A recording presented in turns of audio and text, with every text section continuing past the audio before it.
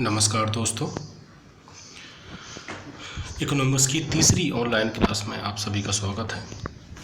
दोस्तों, last lecture में मैंने इकोनॉमिक कैलकुलेशन से रिलेटेड 4 चीज़ें पर डिस्कस किया था। जीडीपी, एनडीपी, जीएनपी और एनएनपी। तो आशा है दोस्तों सभी लोगों को अच्छी तरह से समझ में आया होगा और आप आगे बढ़ते हैं। नेक्स्ट टॉपिक है दोस्तों, विकास के आधार पर अर्थव्यवस्था के प्रकार। विकास के आधार पर अर्थव्यवस्था को 3 भागों में बांटते हैं। बहुत महत्वपूर्ण है तीनों प्रकार। नंबर पहला है अल्प विकसित अर्थव्यवस्था, नंबर दूसरा है विकासशील अर्थव्यवस्था और नंबर तीसरा है विकसित अर्थव्यवस्था। अल्प विकसित अर्थव्यवस्था उन देशों की अर्थव्यवस्था को कहते हैं जहां पर प्राथमिक क्षेत्र, द्वितीयक क्षेत्र और तृतीयक, ये मैंने बनाया है फर्स्ट सेक्टर यानी कि प्राथमिक क्षेत्र, सेकंड सेक्टर यानी कि द्वितीयक क्षेत्र और थर्ड सेक्टर यानी कि तृतीयक क्षेत्र। और दोस्तों लास्ट लेक्चर्स में मैंने बताया था प्राथमिक सेक्टर में कृषि और उससे जुड़ी हुई क्रियाएं आती हैं, द्वितीय सेक्टर में उद्योग आते हैं, तीसरे सेक्टर में सेवाएं आती हैं, बीमा, बैंक, रेलवे एक्सेट्रा। तो दोस्तों अल्प विकसित अर्थव्यवस्था उन देशों में होती है जो प्राथमिक सेक्टर पर सर्वाधिक निर्भर होते हैं। प्राथमिक सेक्टर, प्राथमिक क्षेत्र पर सबसे ज़्यादा निर्भर होते हैं, यानी कि यहाँ पर सबसे ज़्यादा निर्भरता कृषि और उससे जुड़े हुए क्षेत्रों पर होती है। द्वितीयक क्षेत्र और तृतीयक क्षेत्र में कम निर्भरता होती है। विकासशील अर्थव्यवस्था उन देशों को कहते हैं जहां प्राथमिक क्षेत्र लगभग स्थिर होता है और द्वितीयक और तृतीयक क्षेत्र में कभी कम कभी ज़्यादा निर्भरता हमें देखने को मिलती है, यानी कि कभी द्वितीयक क्षेत्र पर निर्भरता ज़्यादा हो जाती है और कभी तृतीयक क्षेत्र पर निर्भरता ज़्यादा हो जाती है।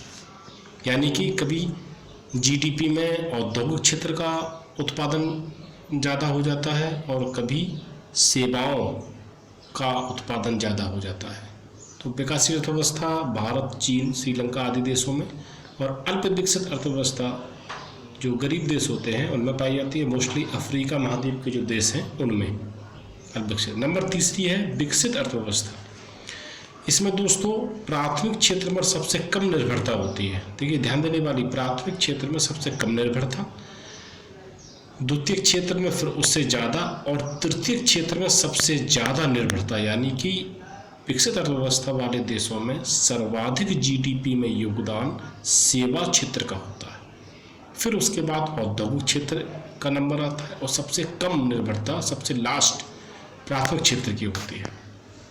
और अमेरिका, ब्रिटेन, फ्रांस, जापान, अनेक यूरोपीय कंट्रीज़ में इसी तरह की विकसित अर्थव्यवस्था पाई जाती है।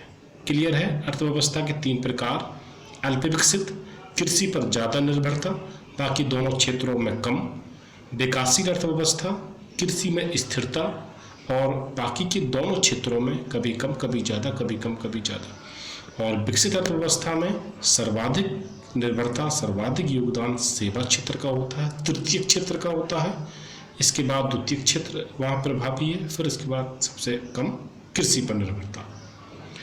एग्जाम्पल भी लिखे हुए हैं दोस्तों। अब आगे बढ़ते हैं। नेक्स्ट टॉपिक है राष्ट्रीय आय।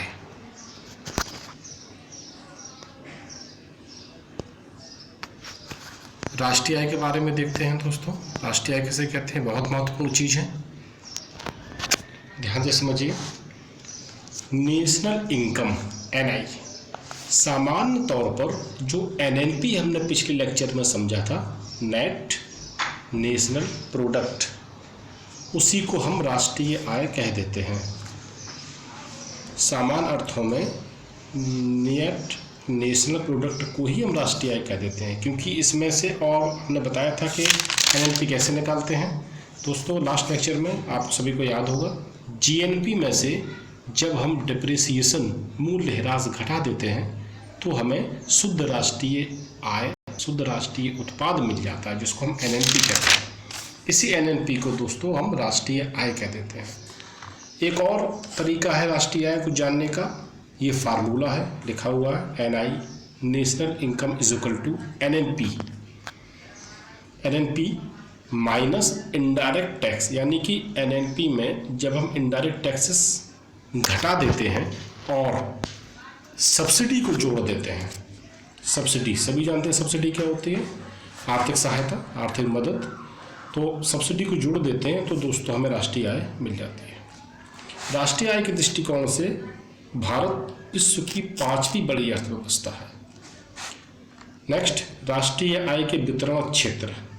राष्ट्रीय आय में अर्थव्यवस्था के किन किन क्षेत्र का योगदान रहता है और उनका परसेंटेज कितना रहता है, ये है दोस्तों इसमें समझने वाली बात, बहुत इंपॉर्टेंट है।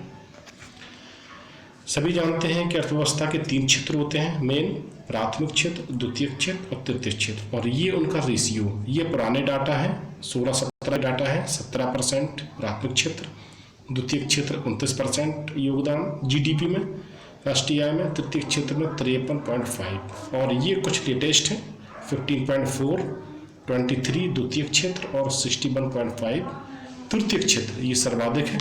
देखिए दोस्तों, प्राथमिक क्षेत्र यानी कि कृषि पर निर्भरता देख रहे हैं आप, लगातार कम होती जा रही है भारत में, और तृतीय क्षेत्र यानी कि सर्विसेज सेक्टर का योगदान अर्थव्यवस्था में निरंतर बढ़ रहा है।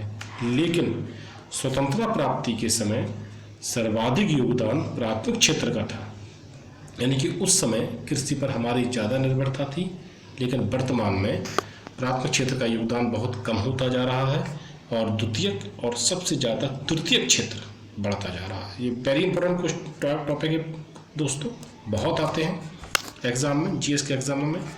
नेक्स्ट, राष्ट्रीय आय की गणना कैसे करते हैं, कौन करता है?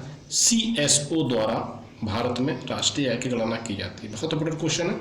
सेंट्रल स्टेटिस्टिकल ऑर्गेनाइजेशन, केंद्रीय सांख्यिकी संगठन द्वारा भारत में राष्ट्रीय आय के आंकड़े इकट्ठे किए जाते हैं। इनका मुख्यालय नई दिल्ली में है।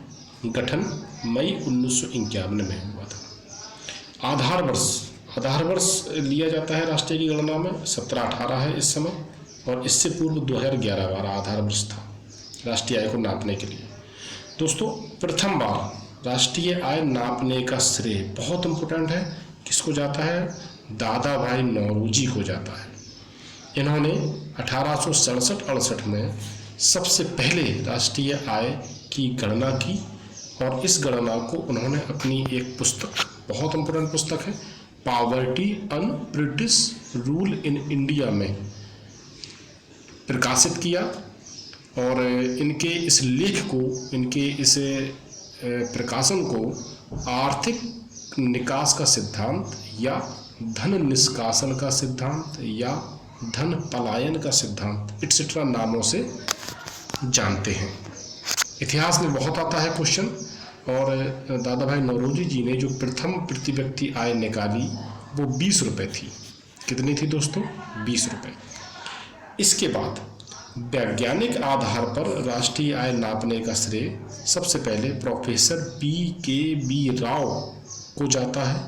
इन्होंने 1931-32 में राष्ट्रीय आय की गणना की और 62 रुपये प्रति व्यक्ति आय इन्होंने उस समय निकाला। तो दोस्तों, ये 2 प्रयास स्वतंत्रता के पहले हुए राष्ट्रीय आय को नापने के लिए, और स्वतंत्रता प्राप्ति के बाद केंद्रीय सांख्यिकी संगठन CSO द्वारा समय समय पर राष्ट्रीय आय के आंकड़े इकट्ठे किए जाते हैं। क्लियर है दोस्तों? और कोई चीज़ अगर समझ में ना आ रही है तो आप कमेंट बॉक्स में पूछ सकते हैं। नेक्स्ट है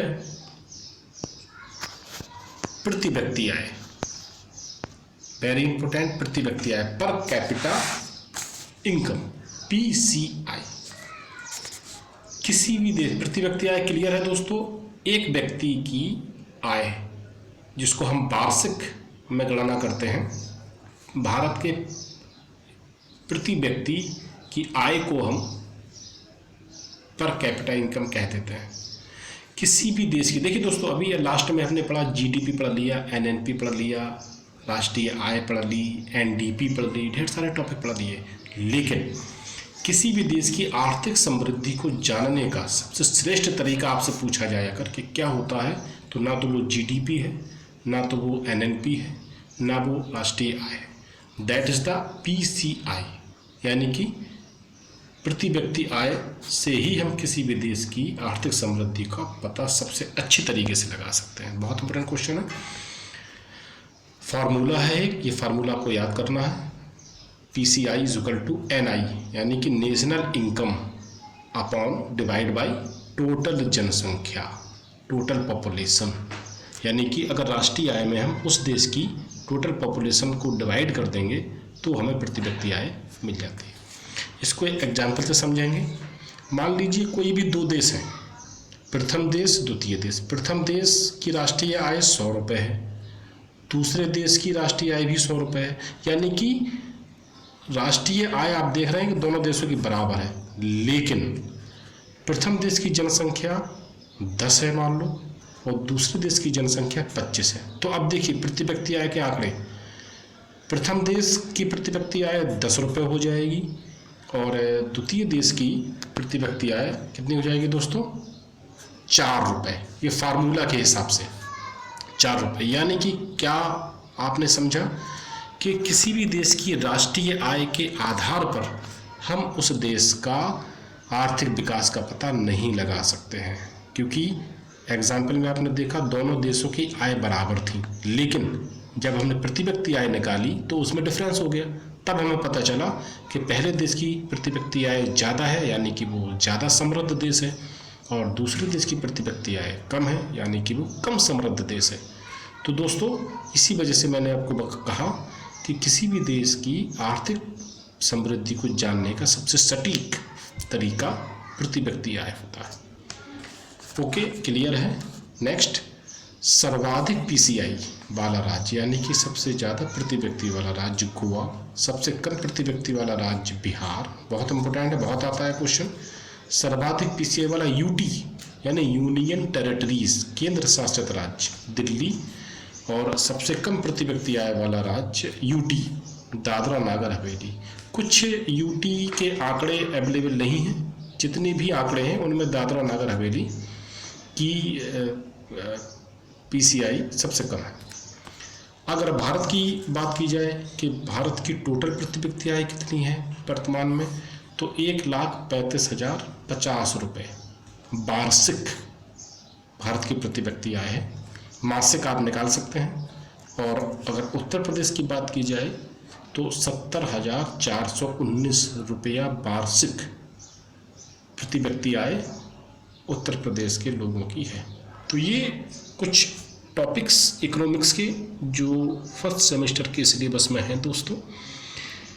ये लास्ट टॉपिक था आपके सिलेबस का, यानी कि फर्स्ट सेमेस्टर का पूरा कोर्स आपका कंप्लीट हो गया है, हिस्ट्री, ज्योग्राफी, सिविक्स और इकोनॉमिक्स। इसके बाद दोस्तों अब नेक्स्ट क्लास में मैं आपको लास्ट ईयर के कुछ पेपर्स सॉल्व करेंगे, हम लोग मिलकर सॉल्व करेंगे, तो उससे आपको एक आइडिया लग जाएगा कि हमारी कितनी तैयारी है, हम एग्ज़ाम के लिए कितने प्रिपेयर हैं। ठीक है दोस्तों, इसको अच्छी तरह से नोटिंग कर लीजिए, पॉइंट बना लीजिए, और अगर कुछ आपको लगता है कन्फ्यूज़न तो आप निश्चित रूप से हमसे पूछ सकते हैं। तब तक के लिए दोस्तों थैंक यू, गुड डे।